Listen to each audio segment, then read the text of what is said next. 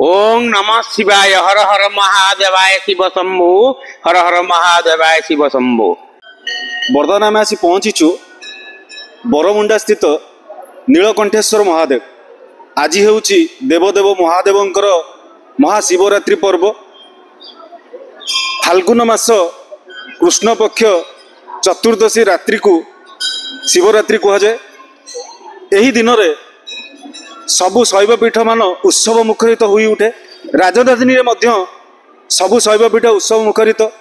यही दिनटी जी जहाँ मानसिक करिथाए ताहा पूरण होता है।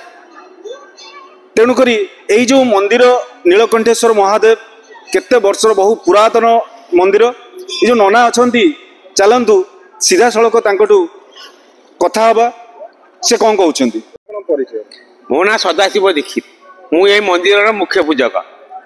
जो नीलकंठेश्वर महादेव यही जो बरमुंडा ग्राम अवस्थान कर केते वर्षर ठाकुर ठाकुरंकर अनुभूति आप कौन कहे?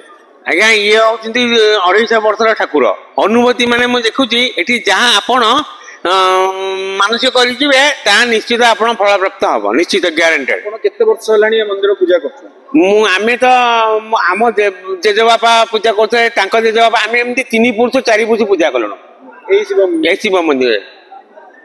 कौन कहिबे आजिरो नीतिकांति कौन रहिछि? आजिरो नीतिकांत हला हमर राति 3टारू मंदिर खोलिला। तापरे ठाकुर को सब मार्जना फाजना हो सारा मार्जना हो सारा ठाकुर गोटे मर्दन कराए। ठाकुर मर्दन कराए। मर्दन पर तापर सर्वसाधारण पूजा हुए। मंगला हुए मंगला पर मर्दन मर्दन पर सर्वसाधारण पूजा हुए।